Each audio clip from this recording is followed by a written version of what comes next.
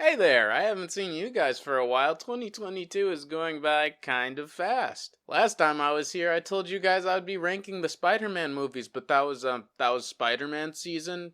It's Batman time, so we're going to talk about Batman.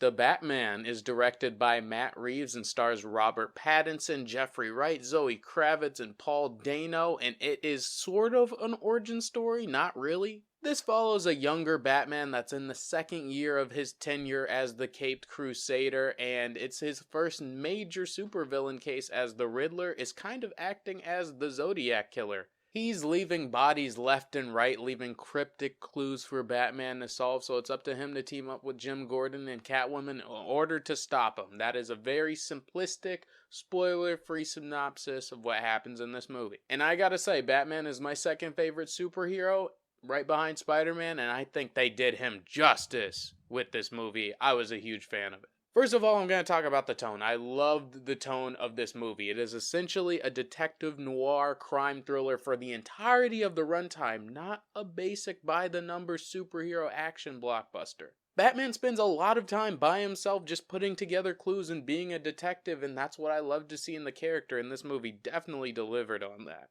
He also narrates. You get to hear his inner monologue like you're reading a comic book, and it really was cool to see that much of a love letter to the detective noir as a genre in this movie. You don't really see that with big budget superhero movies. The golden ticket of this movie, the best part is how it looks and sounds. The visuals and the sound is mind blowing. This is some of the best work Batman has ever looked on screen. Greg Fraser, who did the cinematography for Dune, simply outdoes himself in this movie, and it's on a $200 million budget. In case you didn't know, that's basically half the budget of most modern superhero movies. So that just tells me this movie just had a very clear artistic direction from the beginning with very minimal studio interference. Some of the shots are mind-blowing and desktop worthy, I will tell you that. I was absolutely transfixed by the look and feel of this movie. But that wouldn't matter if the characters weren't interesting and all engrossing, and that was a really standout too. Robert Pattinson is a fantastic Batman. Pattinson's performance is beautifully subdued in this movie.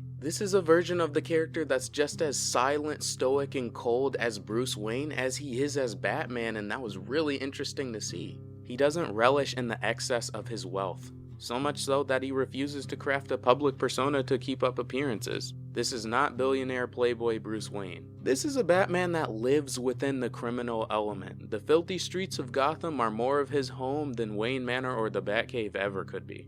Pattinson's facial acting, especially with his eyes, when he's in the costume, exudes such a sense of foreboding loneliness and anger. It's an extremely nuanced performance that I couldn't get enough of. So Pattinson killed it. I was also a really huge fan of Zoe Kravitz as Catwoman. I was very surprised early on with how much involvement she has in the story, and she gets some really gripping emotional beats in this movie that honestly were the standout. I feel like she has the strongest character arc overall in this movie, not a knock on Batman. I was very surprised. She has a strong stakes, emotional stakes in the story. She has a compelling arc, and it was just a standout performance. I loved it. She was sleek, she was sexy, she uses her feminine charms to get what she needs in the context of the story, and she was an interesting character on her own apart from Batman. Great stuff to Zoe Kravitz. I liked Paul Dano as Riddler. This is one of the better incarnations of the character. Very creepy, very menacing, very intimidating, just in a psychological way. His main goal is to uncover the secrets and the corruption of Gotham City as a whole, and makes Batman confront with some very uncomfortable parts of his past, is all I'm gonna say.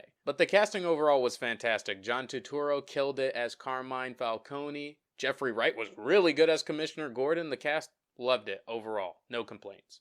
I talked about the sound somehow without mentioning Michael Giacchino's score. It is so good. This is one of the most fear-inducing, foreboding, iconic, standout Batman themes I have ever heard. And not just Batman's theme, the individual character themes and motifs for the other characters and just action set pieces as a whole. really were a standout in this movie. The score is absolutely excellent. And the same goes for the production design as a whole. I love the look and feel of this movie. Gotham City is a trash heap in this movie. Litter, thugs, rats, everything. You're wondering why this city is even worth saving in the first place. The production design is so good. Gotham looks like a trash heap, and that's excellent. For how brooding, depressed, lonely, and emotionally stunted this version of Batman is, it's very interesting that this is also one of the more hopeful incarnations of the character. In the sense that you see firsthand how much of a trash heap Gotham is, but Batman keeps insisting time and time again that he's willing to fight for it and the city itself is worth saving. Somehow I forgot to talk about the action sequences, which are super visceral and very exciting. Every fight is so well edited too. When you mix bone-crunching sound design along with the camera that never cuts away and stays stable on impact, you leave for some very exciting and memorable action scenes. This Batman is not trained by ninjas, but what he lacks in grace he makes up for in sheer brutality.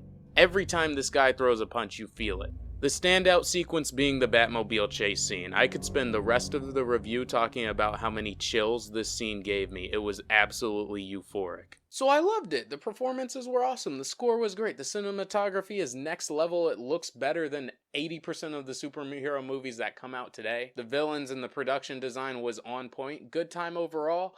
Not perfect though, I had some gripes. Apart from Catwoman having a really emotionally driven story and character arc, I wasn't too emotionally invested in the other characters in this movie because we don't get too much of the Bruce and Alfred dynamic. I liked Andy Serkis in the role, I liked Pattinson in the role, but we don't see them together too often, and Alfred is the emotional core of Bruce Wayne. He keeps him tethered to humanity. Alfred is why Bruce Wayne doesn't disappear into the Batman persona all the time, but that's kind of what they were going for in this movie. He's always Batman, even when he's not in the costume. And since we don't get that dynamic too often, we miss a lot of the heart of the character. Like I said, this isn't an origin story, so you don't see how he started as the Batman, so we don't see him coping with his parents' loss, and we lose a lot of the heart behind the character because of that. But I was still a huge fan of the movie as a whole. This movie gave us a Batman that dwells among and fights for the people, with fantastic performances, awe-inducing cinematography, and delivering on one of the most thrilling Batman stories we've received in years.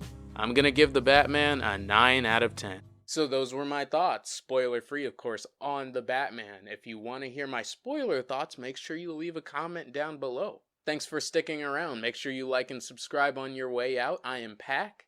Thanks so much for hearing my perspective, and I'm out for now.